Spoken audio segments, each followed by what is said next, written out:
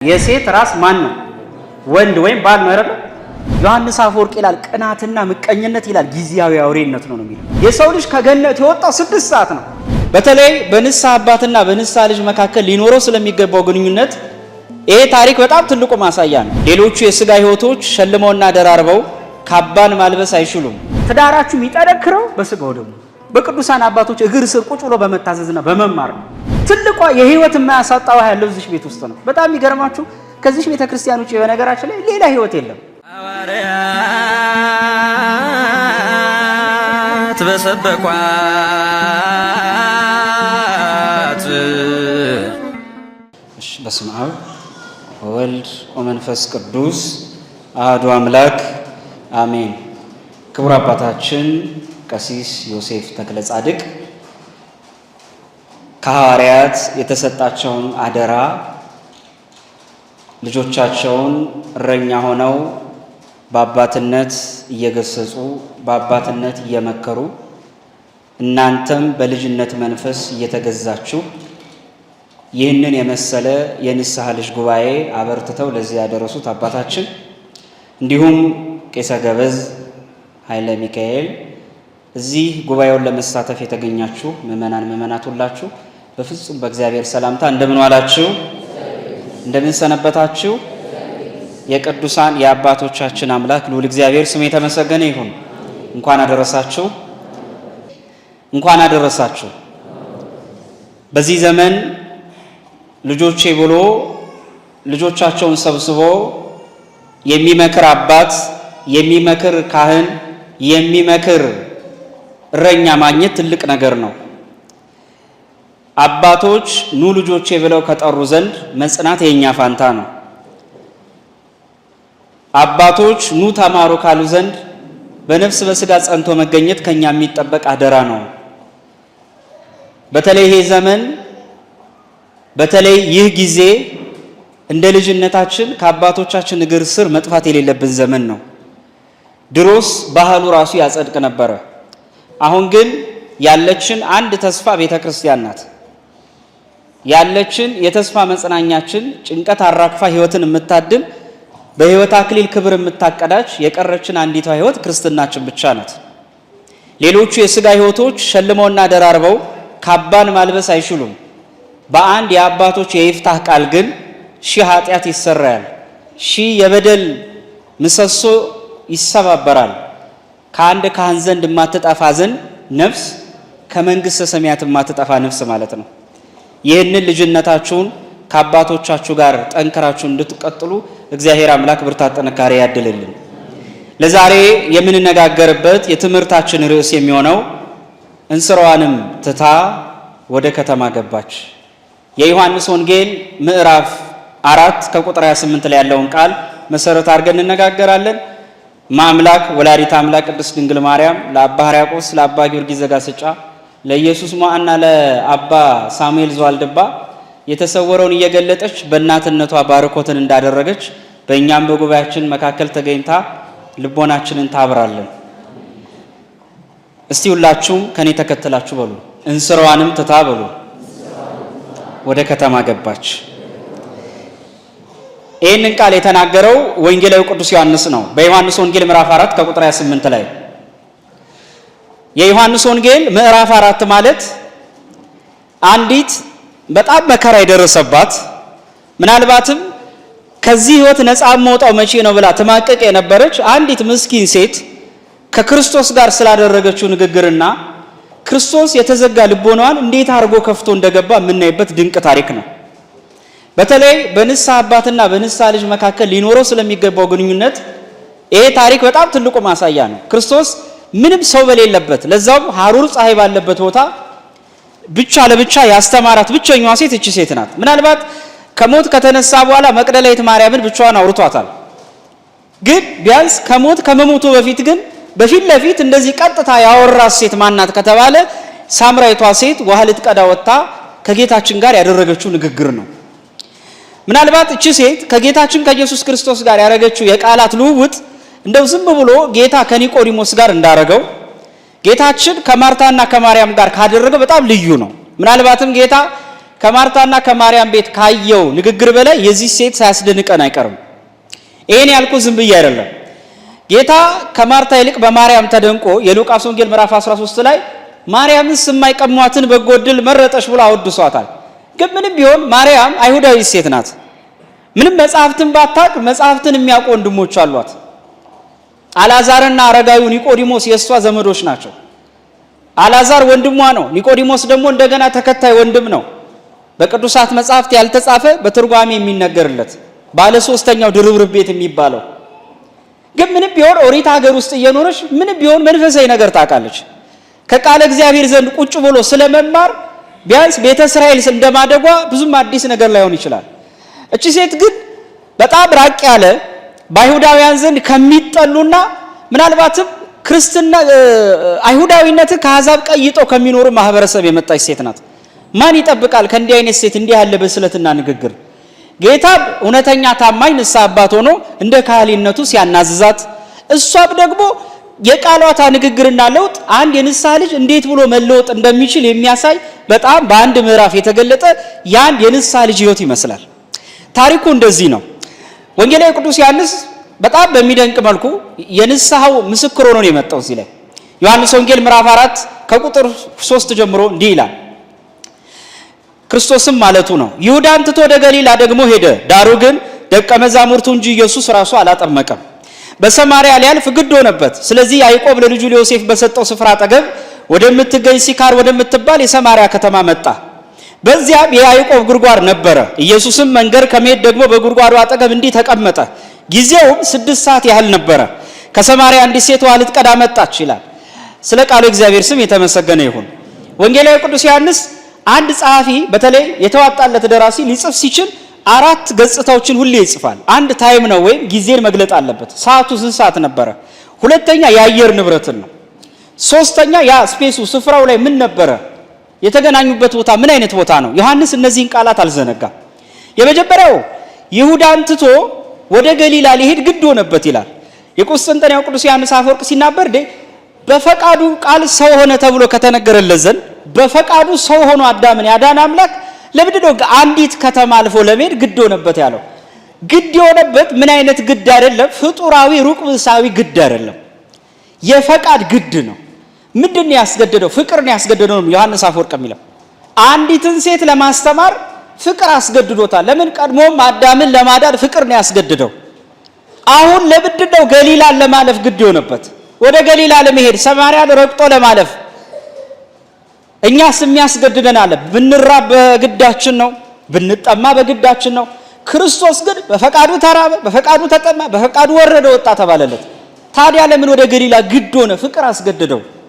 ለክርስቶስ የአንድ ሰው መመለስ ዋጋ አለው። አንተ መተህ አብን ንስሐ ጋር ንስሐ ስትገባ ዋጋ ይሰጥሃል። ስለተመለስክ ብቻም አይደለም ዋጋ የሚሰጥ፣ ገና ኃጢአትን ስትሰራት ለሱ ዋጋ አለ። ከኃጢአቱ ጋር ነው ጸቡ፣ ካንተ ጋር አይደለም። ግድ ሆነበትና በጣም የሚገርማችሁ አንድ ሰው ከይሁዳ ተነስቶ ወደ ገሊላ ለማለፍ 3 አይነት መንገድ አለው። በደንብ ስሙኝ። ስንት አይነት? አንደኛው ቀጥታ ከይሁዳ ተነስተው ወደ ገሊላ ለመሄድ በዛ ዘመን እንኳን ባለው አቆጣጠር በምዕራፍ ነው። በዛሬው በእኔው እንኳን ወደ 4 ሰዓት ምናምን አካባቢ ይፈጃል። ትንሽ ሐሩር ፀሐይ ነው። አቋርጣችሁ የምትሄዱት በረሃ ነው። አይሁዳውያን ግን ይሄን መንገድ አይጠቀሙትም። በመጽሐፍ ቅዱስ ውስጥ ደፍሮ የሄደው በዚህ መንገድ ክርስቶስ ብቻ ነው። ለምንድን ነው የተፈጠረው ከተባለ በኋላ የምናመጣው ታሪክ አለ። በአይሁድና በሰማርያ መካከል በጣም ጸብ አለ። ታሪካዊ መነሻው ከኢዮርብዓም ጀምሮ ነው። ስለዚህ አይሁዳውያን የሰማርያን ህዝቦች በጣም ይቃወሟቸዋልም ይጸየፏቸዋልም። አሁን ሰማርያ ምንላት በተለይ በዚህ 10 ነገድ ማለት ነው። ይሁዳ ወይም እስራኤል ተብላ የምትጠራው ሁለቱ ነገር ነው፣ ነገደ እስራኤልና ነገደ ቢንያም። አሁን ያለችዋ ግዛት ማለት ሰማርያ አሁን ዌስት ባንክ ያለበት ወይም ደግሞ ይሄ ናብሊስ ተብሎ የሚጠራው ቦታ ማለት ነው። በተለይ አሁን ሐማሴን አካባቢ ያለው ስፍራ ይሄ የሰማርያን ቦታ ግዛት የያዘ ነው። ስለዚህ ወደዛ ስፍራ ነው ክርስቶስ ያቋረጠው። ከተማይቱ በጣም ቅርብ ናት። ሩቅ ያደረገው መጠላላታቸው ነው። ምን ይሏቸዋል? በጋብቻ አይተባበሩ፣ በመብል አብሮ አይበሉ፣ በገበያም አይተባበሩ። ታዲያ ክርስቶስ ይሄንን የጸብ ግድግዳ ሊያፈርስ አቋርጦ ሄደ፣ ጸቡን ሊያበርድ። ሁልጊዜ አንድ ኦርቶዶክሳዊ ሰው ክርስቲያን በጸብ መካከል የሚገኝ ሰው ሁልጊዜ በጸብ መካከል መፍትሄ ሰጪ ሆኖ መገኘት ያለበት። ክርስቲያን የገባበት ቦታ ሁሉ መድኃኒት ነው መሆን ያለበት። ታዲያ ክርስቶስ በዚያ አካባቢ ሊያልፍ ሄደ። ወንጌላዊ ቅዱስ ዮሐንስ ሲጽፍልን 3 ነገሮችን ጠቅሷል ብያቸዋል። የመጀመሪያውና አንደኛው የሚገርማችሁ ጊዜውም 6 ሰዓት ነበር ይላል። እስቲ አንድ ላይ እንበል፣ ጊዜውም በሉ 6 ሰዓት ነበረ። አሁን እንድትረዱት፣ አሁን በጣም ሞቃችሁ፣ ሙቀት ተሰምቷችኋል? ንገሩኝ፣ ችግር የለውም በሐቅ ሞቋችኋል አይደለ? አያችሁ፣ ክርስቶስ የሄደባት ቦታ ማለት ምናልባትም እኛ አሁን ከምን ሞቃት በላይ እጅግም ሐሩር ነበረ ይላል ቅዱስ ባስልዮስ። እንደው አናት የሚበሳ ፀሐይ ነው የሚለው። በጣም ከባድ ነው፣ ሐሞት ያፈሳል። በጣም ከባድ ፀሐይ ነው። ምናልባትም አሁን ትምህርቱ የምትረዱኝ ይመስለኛል። ምናልባት አሁን ዝናብ ዘንቦ ቢሆን ቅዝቃዜ ቢሆን ስለ በረዷም ስለ ሙቀት አካባቢ የተከሰተን ታሪክ ብተርክ እርግጠኛ ነኝ ብዙ ፊል ላታደርጉ ትችላላችሁ። አሁን ግን ትንሽ ፀሐዩ መምጣቱ አሁን ወደ ሰማሪያ ሄዳችሁ እንድታስቡ ጥሩ እድል ሰጥቶኛል እና በደንብ እንድትከታተሉኝ ለማለት ነው። ታዲያ ጌታችን እዚህ ስፍራ መጣ። ለምንድን ነው 6 ሰዓት የመጣው? ቅዱስ ባስልዮስ ዘቂሳርያ የካፋሪዎሻው ሊቀ ጳጳስ ክርስቶስ ተራራ ወጣ ሲባል ስትሰማ፣ ክርስቶስ ቁልቁለት ወረደ ሲባል ስትሰማ፣ ክርስቶስ ታንኳ ላይ ተቀምጦ አስተማረ ሲባል ስትሰማ ዝም ብሎ የአንድ ሩቅ ብእሲ ታሪክ አድርገን እንዳታየው ይላል። ገጠመኝ አይደለም። የሆነች ቦታ ላይ ክርስቶስ ሲሄድ የራሱ ነገረ ድህነታዊ ጥልቅ የሆነ ግንኙነት አለ።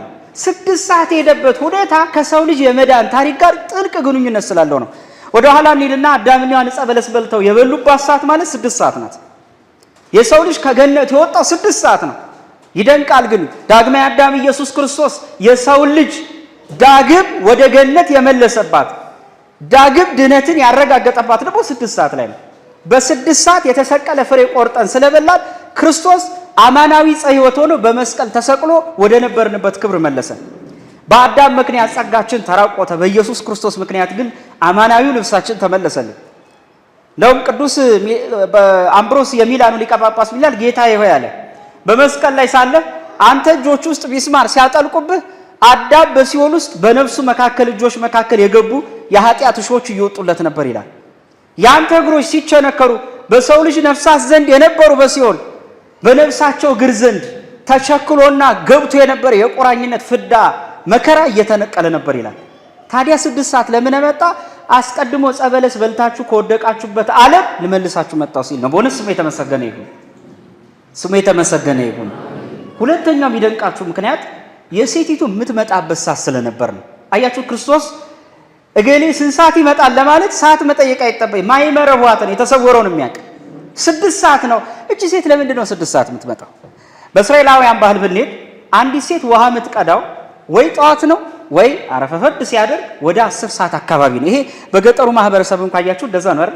በጣም ጠራራ ፀሐይ መሀል የሆነው ኩሌታ ሰዓት ላይ ፀሐይ ውሃ ይቀዳል። በጣም ከባድ ነው። ለምን ከተባለ እቺ ሴት ከሴቶቹ ጋር ከኩዮቿ ጋር መተያየት የማያስችል ከባድ ሕይወት ስላላት ነው። ወንድሞቼ አንዴ አትሰበሩ እንጂ ከተሰበራችሁ በኋላ የእናንተን መገለል ሰው የሚያየው እንደ ክፋት ነው። ድክመታችሁን ግን የምታውቁት እናንተ ብቻ ናችሁ። የሴቲቱ ችግር ሰው አያውቃትም። እሷ ከሰው የራቀችው ከሰው የማያስቀርብ ሕይወት ስላላት ነው። በሕይወታችሁ ሰው በደከመ ቁጥር አትፍረዱ ወንድሞች። ሰው በተሰበረ ቁጥር ለመናገርና ያን ሰው ለማቁሰል እንዳትሞክሩ። እቺ ሴት ሰዎች ሲገቡ ነው እሷ መቅዳት የምትጀምረው። እነሱ ሲጨርሱ ነው እሷ ስራዋ የምትጀምረው። አንዳንዴ በሕይወታችን እንዲህ አይነት ገጠመኝ ሊመጣ ይችላል።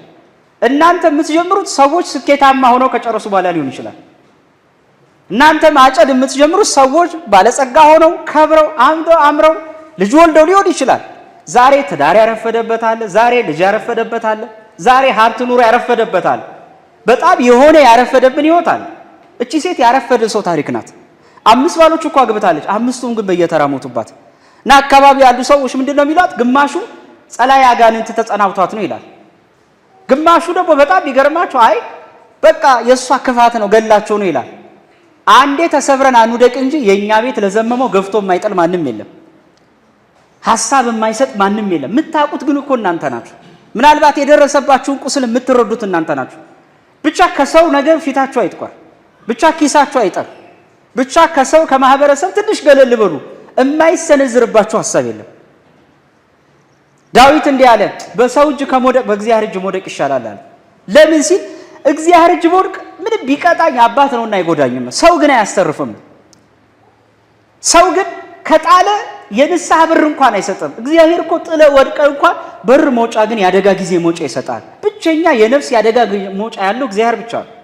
ዝም ብሎ አይዘጋጋብህም መንገዱን ይቀጣህና ግን የሆነሽ መንገድ ጭላንጭል ብርሃን ያሳያል። ታዲያ እቺ ሴት ሁሌ ሰዎች ጨርሰው ሲወጡ ነው እሷ የምትወጣው። ከኩዮቿ ጋር የማያነጋግር ከኩዮቿ ጋር የማያስውል በጣም ከባድ ህይወት አላት። ታዲያ እነሱ ሲጨርሱ እሷ ትወጣለች እና ያን ቀን አጋጣሚ ሆኖ ጌታ ቀድሟት ደረሰ። ቅዱስ ዮሐንስ አፈወርቅ ተወዳጆቹ ያለ እናንተ ንጹህ ልብ ይኑራችሁ እንጂ እግዚአብሔር ከናንተ ቀድሞ ይደርሳል። ብትዘገይም የሚቀድም የለም እንዳልሆነ ባቆም እኛ ንጹሃን እንሁን። ከስራችሁ ገበታ እግዚአብሔርን ቀደም በሉት፣ ቀድሞ ይደርስላችኋል። ከትምህርት ገበታችሁ እግዚአብሔርን ቀደምልኝ በሉት፣ የምር ነው መላችሁ ቀድሞ ይደርስላችኋል። አሁን እሷ እኮ በጣም የሚገርማችሁ አንድ ሰው ጎረቤት እንኳን ዞር ብሎ ማያት የለም። እንደውም ዮሐንስ አፈወርቅ እቺ ሴት ድሃ ስለነበረች ይላል ድርሳኑ ላይ ባሪያ ቀጥራ እንኳን ለማስቀዳት እንኳን አልቻለችም ይላል እንደ ሌሎቹ ጎረቤቶቿ። ታዲያ አንቀድ ጌታ 6 ሰዓት ላይ ቀድሞ አደረሰ እና እየመጣች ሳለ ዮሐንስ አፈወርቅ ስሜቷን እንዲህ ብሎ ይገልጸዋል። በረሃ ነው፣ በአንድ እጇ ፀሐይዋን ለመከላከል ይዛለች በግንባሯ፣ በአንድ እጇ ደግሞ እንስሯን ይዛለች። አድካሚ ነው በሴት ጉልበት። ሁል ጊዜ ሳታቋርጥ ከሳት እየሄደች ትቀዳ ነበር። ታዲያ አንቀድ ስትሄድ ከርቀት ክርስቶስን እያየች ነው የመጣችው እና ዮሐንስ አፈወርቅ ምን ይላታል? አንቺ ሴት ምን ብለሽ ይሆን? አስቀድሞ 5 ባሎችሽን የውሃ ጉድጓድ አጠገብ አግኝተሽ ነበር። አሁን ደግሞ ተረኛው የሚሞተው ባሌ ይሆን ብለሽ አስበሽ ይሆን ይላል። እንስራዋን አስቀምጣ ቁጭ አረገች። ክርስቶስ በጣም አንድ ቀላል ጥያቄ ጠየቀ። በጣም ቀላል ጥያቄ። በዓለም ላይ አንድ ሰው ቢጠየቅ ሊሰጥ የሚችለውን ቀላል ምጽዋት ጠየቀ። ውሃ ጠጭኝ አለት። እስቲ በሉት ውሃ ጠጭኝ በሉ። ብዙ ሰው ስለጠማው ድክም ብሎት ነው ውሃ ጠጭኝ የሚለው። እስቲ በሉ ውሃ ጠጭኝ በሉ። እስቲ አሁንም ድገሙት። እንደው ውሃ እስኪያምራችሁ ድረስ ነው ማስበላችሁ። ውሃ ጠጭኝ በሉ። ይሄን ጥያቄ ነው ጌታ የጠየቃት።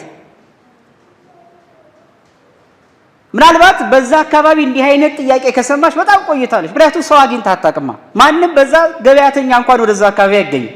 ውሃ ጠጭኝ አላት። በዛ ሰዓት ሐዋርያቱ ምግብ ሊገዙ ከተማ ገብተው ነበር።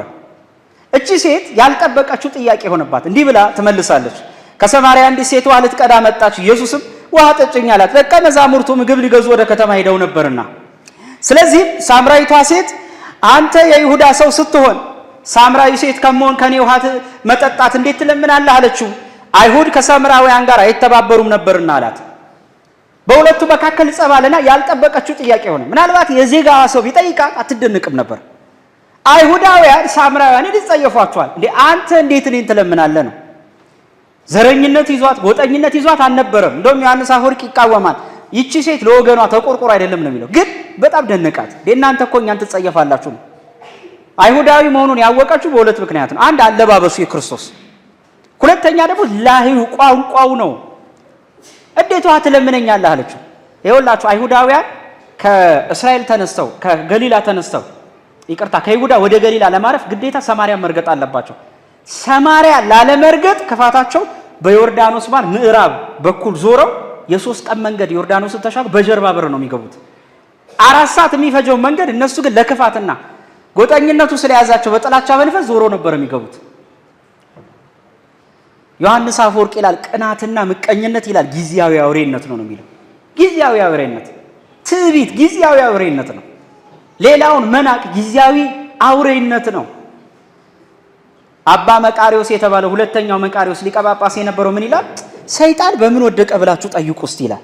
ዝሙት ሰርቶ ነው እንዳትሉኝ መጀመሪያስ መቼ ያገባና፣ ሰርቆ ነው እንዳትሉኝ ሀብት ንብረት መቻጠረውና፣ ትዕቢት ግን ጣለችው ይላል። ምን ጣለችው? ትዕቢት ግን ጣለችው ይላል። ታዲያ እቺ ሴት በጣም ተደነቀች። እንዴ አንተ ይሁዳ ሶስት እንዴት ትለምነኛለህ አለችው። የሚደንቅ እኮ ነው። አንዳንድ ሰዎች እኮ ሰው ቀርቦ እኮ የራባቸው እኮ ሰዎች አሉ። እቺ ሴት የራባት ሰው ነበር። ውሃ ስጪ ብሎ የሚያጣጣ ሰው ነበር ያጣችው። የእሱ አካባቢ ያሉ ወጣቶችና ሴቶች እኮ አብሯቸው ምግብ የሚያባላ ውሃ የሚያጣጣ የውሃ አጣጭ አላቸው። እሷ ግን ሞተውባት አልቀውባታል። አንዳንድ ሰዎች ሰው በማጣት ምክንያት ተስፋ ቆርጦ ራሳቸውን ያጠፉ በጣም ብዙ አሉ። ሰው ስላልቀረባቸው፣ ሰው ስላልጠየቃቸው፣ ሰው ደጃቸው ድረስ ውሃ ጠጣኝ ብሎ የሚያዋራቸው የናፈቁ፣ ጸበል የናፈቃቸው፣ ስጋው ደግሞ የናፈቃቸው በጣም በየከተማው ወድቀው የቀሩ አሉ። ከየቤተሰቦቻችን ጀምሮ ነፍሳቸው ክርስቶስን በማጣት ብቻ፣ ነፍሳቸው ጸበሉን እምነቱን በማጣት ብቻ። እቺ ሴት ሰው የተራበ ሰው ምሳሌ ናት። ለካ ሰው ነበር የፈለገችው። ለካ የሚያናግራት ሰው ነው። ታዲያ ቤተ ክርስቲያን ለምን ይመስላችኋል ንስሐ አባት ያስቀመጠችው? በዚህ አጋጣሚ ትልቁ የጭንቀት የአንዛይት መድኃኒቱ እንደሆነ ታውቃላችሁ? ያንተ ንስሐ መግባት ነው። ይኸውላችሁ ንስሐ ኃጢአትን ማቃያ ብቻ አይደለም፣ ስታወሩት ይቀላችኋል።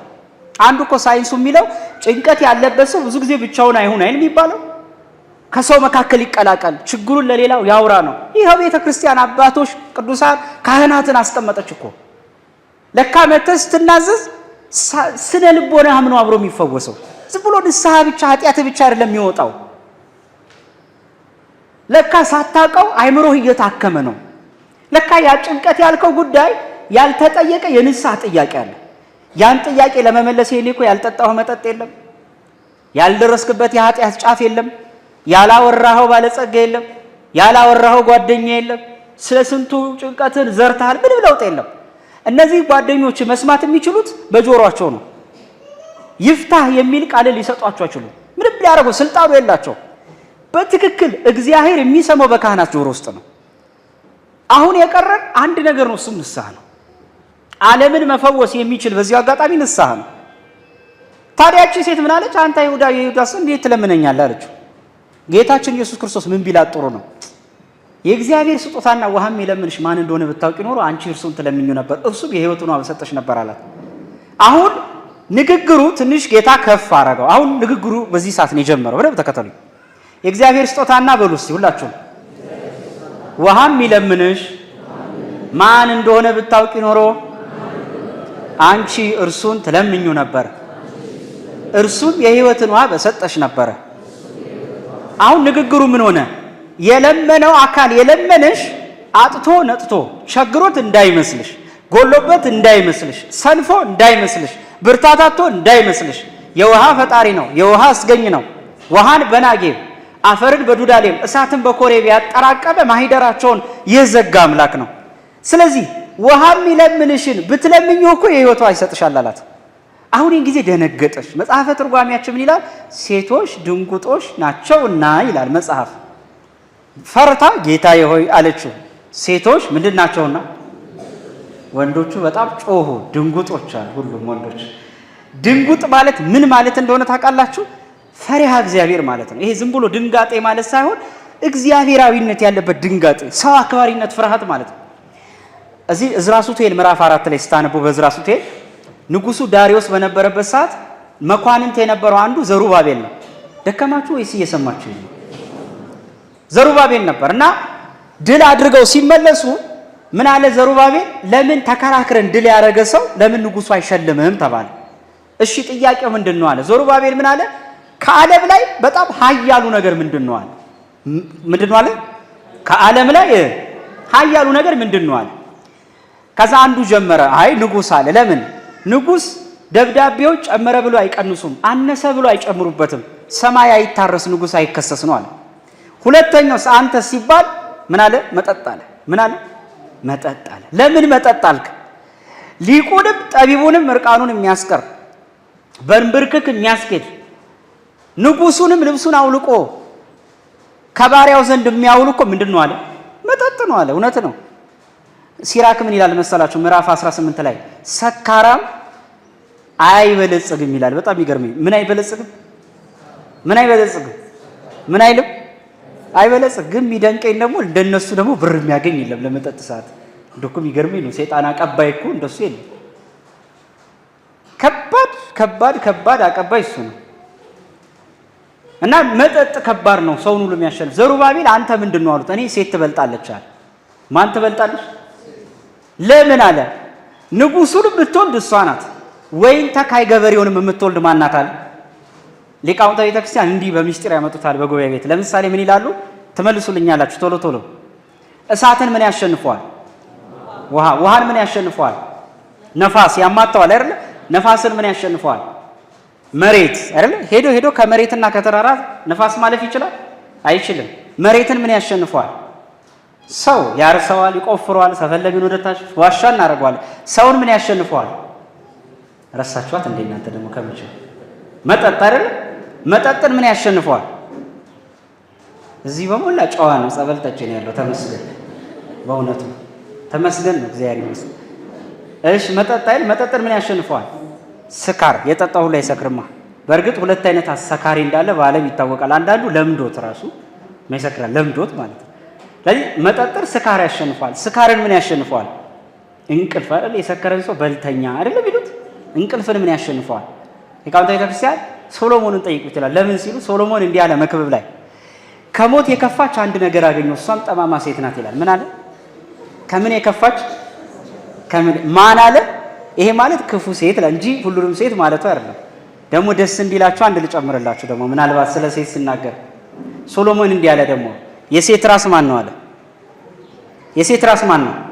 መልሱልኛል። የሴት ራስ ማን ነው? ወንድ ወይም ባል ነው አይደል? ደግሞ መልሱ ሴቷን ሲያጸድቃት ደግሞ ምን ይላል?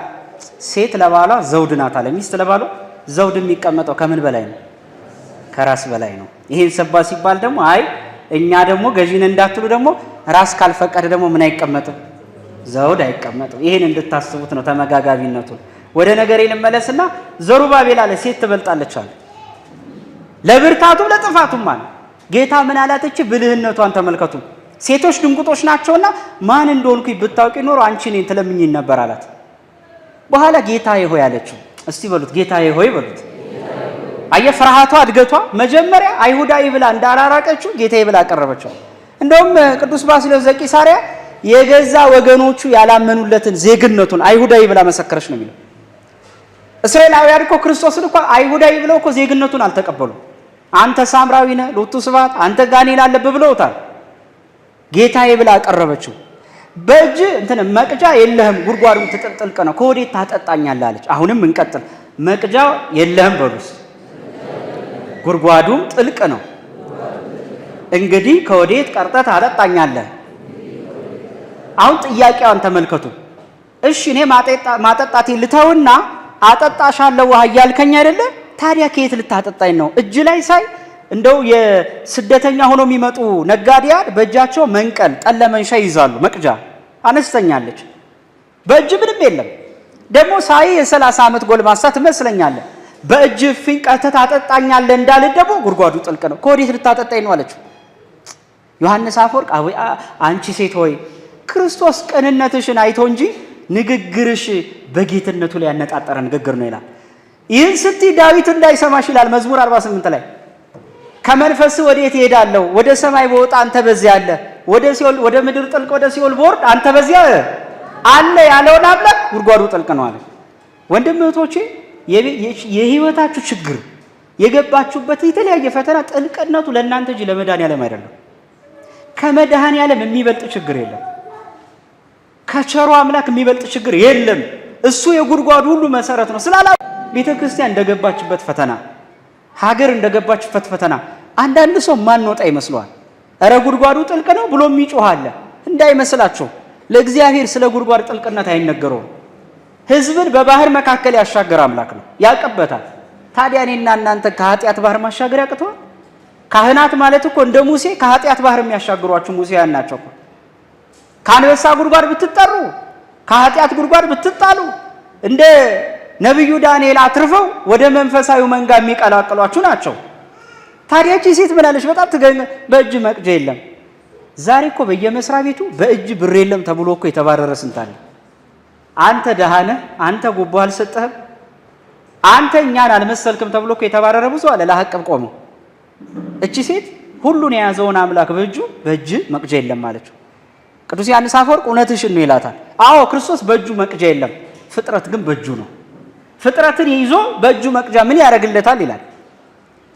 ጌታ ግን መለሰ። ቀጠለችና ምን አለች መሰለች? ግን አለችው አንተ ይሄን ውሃ ከሰጠኝ ከያዕቆብ ትበልጣለህ እንዲህ አለችው። አሁን ከማን ጋር አወዳደረችው?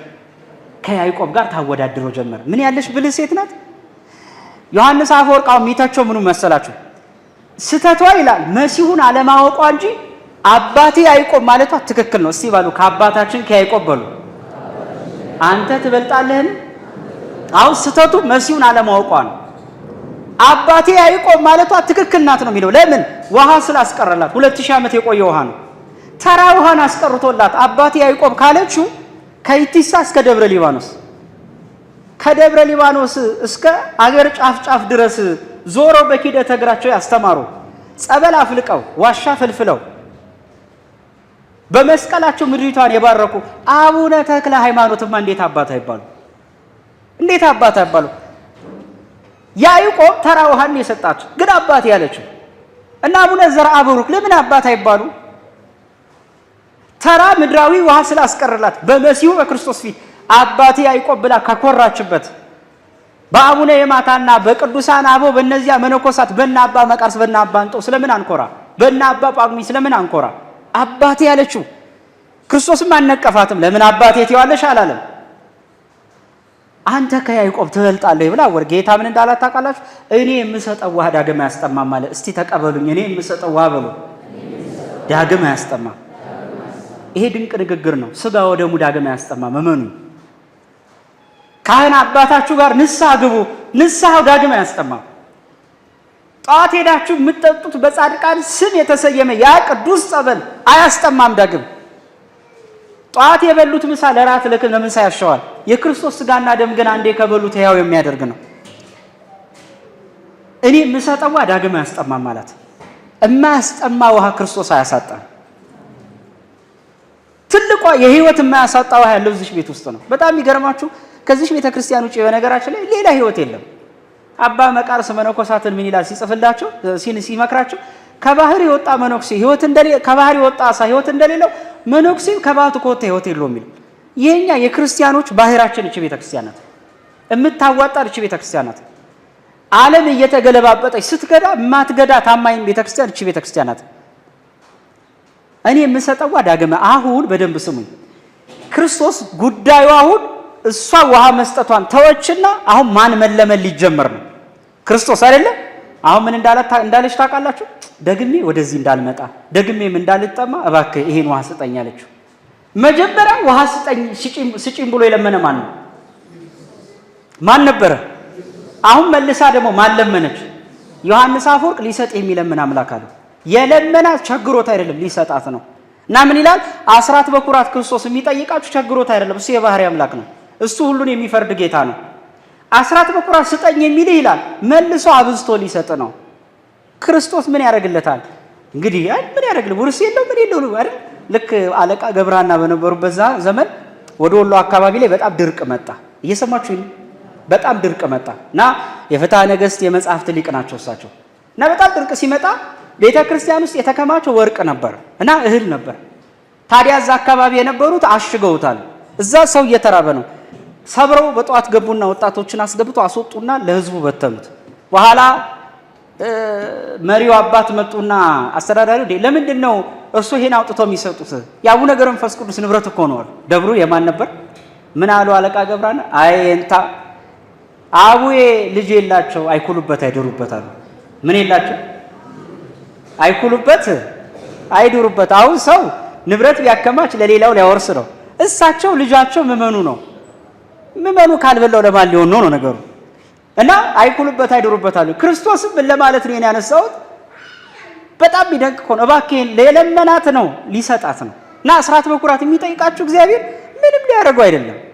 እውነት እንነጋገር ከተባለ እግዚአብሔር እንደውኛ አስራት በኩራት ሰጠንም አልሰጠንም እግዚአብሔር ቤቱን በዚያም ብሎ ከፈለገ አዋፍ አልኮ የምድርን ተፈጥሮ ሰብስቦ ቅዳሴውን አያስታጉልም። እግዚአብሔር ሰው አለ። ግን ጥያቄው እኛ እንድንጸድቅ ነው።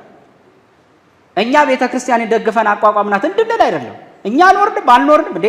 በጣም የሚገርማችሁ አቡነ ይምርሃነ ክርስቶስ እኮ በነበረ ሰዓት ታላቁ አባት ጻድቅ ንጉስ ከመሆኑ በፊት ሲያገለግል ብቻውን ለአንድ ደብር ውስጥ ብቻ ከ20 ዓመት በላይ ቆሟል። ማንም በሌለበት ቦታ በገድላት ታሪክ ስታነቡ አንድ ካህን ያስተዳደሩ አለ ለዘመናት ጻድቃን ይምርሃነ ክርስቶስ፣ ሌሎችም አሉ። በጣም እግዚአብሔር አንድ ሰው የሚበቃበት ዘመናት አንድ ሰው ደግሞ እንስሳቶች ብቻ ሲጠብቁት ለብዙ ዓመት የነበሩ ገዳማት አሉ። እዚህ የምንጸድቀው እኛ ለራሳችን ብለን ንስሐ የምትገቡት ለራሳችሁ ብላችሁ ነው። ሊሰጥ የሚለው ለካ የለመናት ሊሰጣት ነው። እባክህ እንደው ይህን ቃል አንዴ ድገሙልኝ። ደግሜ እንዳልጠማ በሉ እስቲ። ደግሜም ወደዚህ እንዳልመጣ እባክህ ይሄን የህይወት ውሃ ስጠኝ። እንደው የሰለቻችሁ ውሃ የለም ደግሞ የሚያስጠማ ውሃ?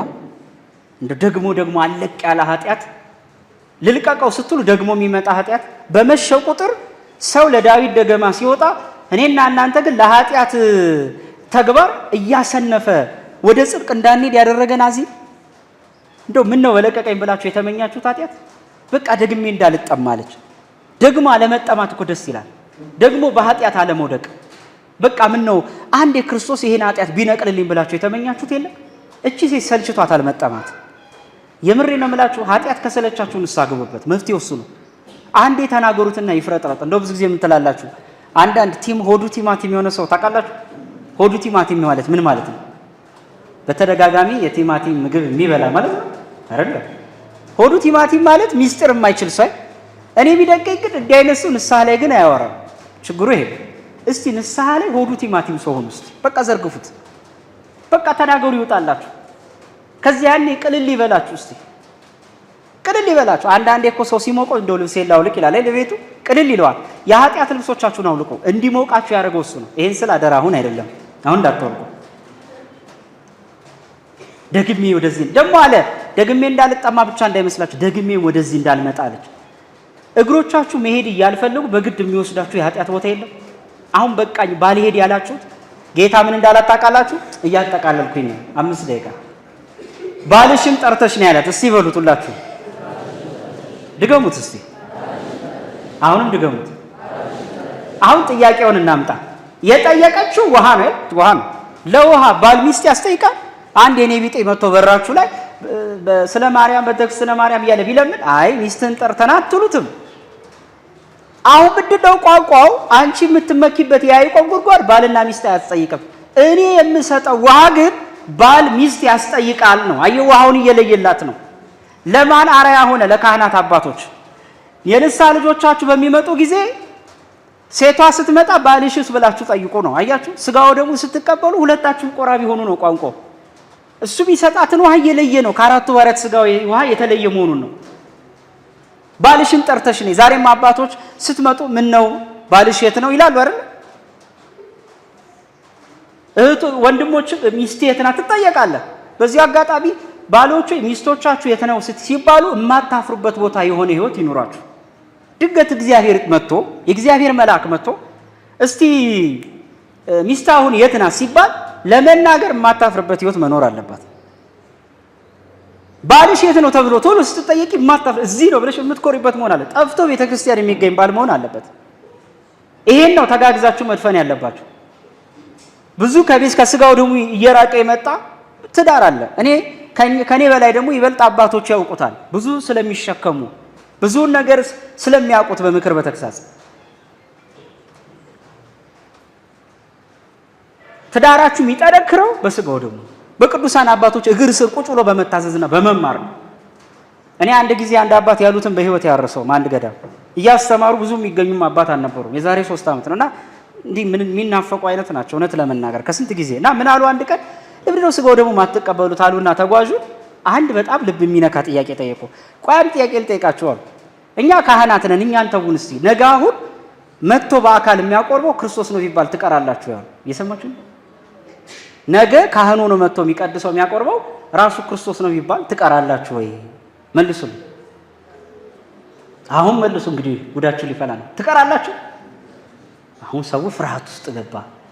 ልምጣ አልምጣ ምንም ቢሆን ግን ያስደስታል። ለማይገኝ ግድል ነው። ምንም ቢሆን ዛሬ እኮ ያሉ ካህናት እኮ አገልግሎታቸው እኮ የክርስቶስ እኮ ነው። እጆቻቸው የክርስቶስ ነው። አይናቸው የክርስቶስ ነው። ጆሮአቸው የክርስቶስ። ዛሬስ መቻጣ ነው ክርስቶስ ነው። ሳትጠራጠሩ ለካህናት አባቶች ምን ትናዘዙት እኮ ለክርስቶስ እንደነገራችሁት እኮ ነው። ወደ ነገሬ ስመለስ ባልሽን ጠርተሽ ነው ያላት። ምን እንዳለች ታውቃላችሁ? ባል የለኝም። ምን የለኝም? ስተት አሁን መጣ። ለምን 5 ባሎች ከሞቱ በኋላ 6ኛ ቅምጣ አስቀምጣ የምትገናኘው ነበር። አንቺ ሴት ወይ 5 ባሎች ነበሩሽ፣ አሁን ቤትሽ ያለው ግን ባልሽ አይደለም ማለት ምንሽ አይደለም። በቤትሽ ስንት ባል አለ? አስቀድሞ ስንት ባል ነበረሽ?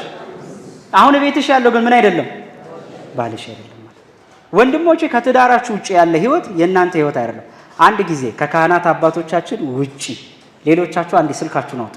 በጣም ከታላቅ ክብር ጋር እሺ፣ የምትችሉ ብቻ ስልካችሁን አውጡ።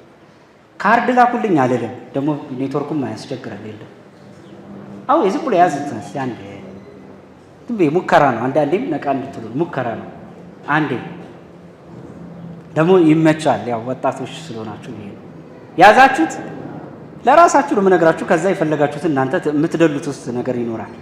ምን መሰላችሁ? ፍቅረኛ ያላችሁ ከፍቅረኛችሁ ከጮኛችሁ ውጪ ሚስት ያላችሁ ከሚስታችሁ ውጪ ባካፕ የያዛችሁ ደልቱ። አሁን ከባድ ንስሐ ሆነ። እስካሁን እርግጠኛ ነኝ ቀሲስም እንዲህ አይነት ቀዱላ ሰጥቷቸው አያውቁም። አሁን ከባድ ሆነ። ማን ልደንት ይሄኔ ሰዓት የሚፈጅበት አለ ራሱ ጉባኤው ራሱ እስኪያልቅ ማታ አለ እያስታወሰ። አዎ እንደው አይደለ እንደ መልካም መልክ ያበዛበትም ይኖራል እኮ አይታጣም። አያችሁ አንዳንድ ጥያቄዎች ድንገት ብንጠየቅ የምንመልሰውን የማንፈራበትን ህይወት ነው መኖር ያለብን። ድንገት እስቲ ድንገት ተመቶ ብንጠየቅ፣ ድንገት ብንመዘን፣ ድንገት ፍተሻ ቢኖር ብዙ ሰው ሌሊታውን ፍተሻ ሲኖር ይፈራል። ድንገት የነፍስ የመልአካዊ ፍተሻ ቢኖር ምን እንሆን ነበር? ድንገት መፈተሽ ቢኖር፣ ድንገት መመዘን ቢኖር፣ ድንገት ሚዛናዊነት ቢመጣ፣ ድንገት መመዘን ቢመጣ ያ ህይወት አለን ወይ? ይሄ ነው ክርስትና ማለት። ይሄ ነው ንስሐ ማለት። ንስሐ ማለት ዳግም ላይ ሰሩት ቆርጦ መጣል ነው። ያው አንዳንዱ እስካሁን እየደለተ ነው። ኧረ በኋላ ስትወጡ ይደርሳል። ችግር ስትወጡ ይደርሳል። ባልሽን ጠርተሽ ነው ያለ። አስቀድሞ 5 ባሎች ነበሩሽ፣ አሁን ቤትሽ ያለው ግን ባልሽ አይደለም ማለት። ምን እንዳለችው ታውቃላችሁ? አይታው አንተ ሰው ወይ ነቢይ ትመስለኛለህ አለች። ምን ትመስለኛለህ? መጀመሪያ ምን አለችው? አይሁዳዊ፣ ከዛ ጌታዬ፣ ከዛስ ነቢይ አይደል? አሁን እያደገች አልሄደችም? ነቢይ ማለት አዋቂ ማለት ነው። ከዛ አወራሩና ቁጥር 27 ላይ ሲደርሱ ብዙ ነገር ካስተማራት በኋላ አንተ ሰው ሆይ አሁን እኮ አንተ የምትነግረን መሲሁ ወደፊት ሲመጣ ይነግረናል አለች። ለካ በኦሪት መጽሐፍ ስትሰማ የነበረው ራሱን ሆኖ ያገኘችው። አንተ እኮ ወደፊት የሚመጣውን ንግግር ነው እየነገር መሲሁ ሲመጣ ይነግረናል አለች። አራተኛውን ቃል ተናገረች። ምን የሚለው መሲህ። አሁን አይበቃትም? በቃ ትደርሳለች። ምን እንዳላት ታውቃላችሁ? ጌታ እማናግርሽ እኔ እርሱ ነኝ አላት። እንስራዋንም ትታ ወደ ከተማ ገባች። የትምህርታችን ርዕስ ቁጥር 28 ላይ ዮሐንስ አፈወርቅ 3 ጥያቄ ጠይቆ የመለሰውን ተነጋግረን እናጠቃል። አንደኛ አንቺ ሴት ሆይ ይላታል። መጀመሪያ ውሃ ሲጠይቅሽ ሲለምንሽ ውሃውን ከዚያ ነህ ከዚህ ነህ ሰማርያ ነህ አይሁድ ነህ እያልሻል ነበር። አሁን እንዴት አምነሽ ሰጠሽው? ለካ ፍቅሩ ሲገባቸው አለ አይደለም ውሃውን አይደለም እንስራውን ሁሉ ነገራችሁን ትሰጡታላችኋል። ፍቅሩ የገባው ሰው ለሱ ንብረቱ ተራ ነው። ሁለተኛ መጀመሪያ ቶሎ አፍላፍ ቶሎ ስትመልሽ ነበር። አሁን ምን ነው ዝም አልሻል? ለምን ሲል እውነት ነው በሚፈርድ አምላክ ፊት ምን ወሬ ያለና ይላል ዮሐንስ አፈወርቅ። ምን በሚል አሁን አወቀቻ ከእግዚአብሔር ጋር ምን ቃለ መጠይቅ ይመጣል? አሁን ስላላወቀች ነው መጀመሪያ። ሶስተኛ ሄደች ወደ መንደሯ። ለከተማዋ ሰዎች ደንግጣለች። መሲሁን አገኘሁት መሰለኝ እንጃ። ስትወጣ እኮ ተደብቃ ነው የወጣችው። ስትመለስ ግን ተገልጣ መጣች። ክርስቶስን የያዘ ሰው ፍርሃት ከሱ ይወገዳል። ንስሐ የገባች ነፍስ ፍርሃቷ ራሱ ይወገዳል። አንዳንዴ ፈሪ ያረጋችሁ የኑሮ ማጣት እንዳይመስላችሁ። አንዳንዴ ኃጢአታችሁ ነው ፈሪ የሚያረጋችሁ። አንዳንዴ እንደው እንድትሰጉ የሚያረጋችሁ ንስሐ ስለጎደለ ሊሆን ይችላል። እና በጣም ይገርባችሁ የፈራችሁን ማህበረሰብ ክርስቶስ ስታገኝ አሁን ጀግና ሆነች። ልክ ጴጥሮስ በፊት ይፈራ ነበር። ዛሬ ጴጥሮስ እኮ መንፈስ ቅዱስ በወረደበት ቀን ሳይፈራ በፊት ለፊት የመሰከረበት ቀን ነው። አንዳንድ ጉዳይ በንስሐ መግባት ብቻ የሚፈታ ኬዝ አለ። አንዳንድ ትዳር አልፈታ ያለ ንስሐ በመግባት የሚፈታ ኬዝ አለ። ሄደች ምን እንዳሏት ማህበረሰቡ ደግሞ ምን አይነት ብልህ ናቸው። እኛ መሲህ መሆኑን የምናምነው አንቺ መተሽ ስለነገርሽ ሲሆን በአይናችን አይታ በጆሮአችን ሰምተን ነው አላት። ምን እንዳለቻቸው ታይ የልቤን የነገረኝ ኑና ያለቻቸው ይላል ቁጥር 30 ላይ። እስቲ በሉ የልቤን የነገረኝን በሉ ኑና እዩ። በቃ የልቧን ነገራት። ብዙ ሰው እኮ የልቡን የሚነግሯት ተው እኮ ነው የሞተው። ብዙ ሰው እኮ የልቡን የሚያማክሯት ተው እኮ ነው ተስፋ ቆርጦ ያለቀው። የልቤን የነገረኝ ለካ የልቧን የሚነግራት ነበር ስትፈልግ የነበረው። ተሰብስበው መጡ። እኛ እሷ ስለነገረችው ሲሆን በአይናችን አይታ በጆሮአችን ሰምተን ነው የምናምነው። አንተ ነህ መሲሁ አሉት። ጌታ አዋላቸው እባክህ ወደ መንደራችን ግባ አሉት። ወደ መንደራቸው ገባ። 2 ቀን ቆየ። እንስራዋንም ትታ ወደ ከተማ ገባች። አንድ ጥያቄ ጠይቄ ላጠቃል። እቺ ክርስቶስ ውሃ ጠጣ ወይስ አልጠጣ? ክርስቶስ ውሃ ጠጣ ወይስ አልጠጣ? ጠጣ እንጂ ከዚህ በላይ ምን ይፈልጋል? መጀመሪያ ውሃ ብሎ የጠየቃት ያን የማሰሮ ውሃን ነበረ። ለካ ልቧን ነበረ። ትርጓሚያችን እንስራዋን ትታ ሄደች ማለት ልብ ቀርቶላት ሄደ ማለቱን ይላል። ለካ የፈለገው ውሃ የእሷን ልብ ነው። እውነት ክርስቶስ ጥማት ቢሆንም አኖሮ ውሃን ወደ ወይን የቀየረ አምላክ እሷን መለመን ምን አስፈለገው? ለካ ልቦናዋን ነው ውሃ የፈለገው። ለካ የሷ ንስሐ ነበረ። ወንድሞቼ ዛሬም አባቶቻችሁ የሚፈልጉት ውሃ አለ፣ ንስሐ ነው። ኑና ውሃ ፍሱ፣ ኑና ጥማታቸውን አርኩላቸው። ኑና የካህናት አባቶቻችሁ ረሃብ አለ፣ በልጅነት መንፈስ ካጠገባችሁ አትጥፉ። አባቴ ሆይ የት ኖት ብላችሁ ፈልጉ። እስኪመጡ ብቻ አትጠብቁ። አባታችን እንዴት ኖት እያላችሁ ቅረቡ፣ ተባረኩ፣ ጸሎት አርጉልኝ በሏቸው፣ ተክሳስ ተቀበሉ። ይሄ ነው ውሃ መጠጣት ማለት። በእውነት ክርስቶስ የሁላችን ፍጻሜ ያሳምርልን። ማምላክ ወላዲተ አምላክ ልመናዋ አማላጅነቷ አይለየን። ወስብሐት ለእግዚአብሔር አሜን። ሐዋርያት በሰበኳት ድል ነሽዎ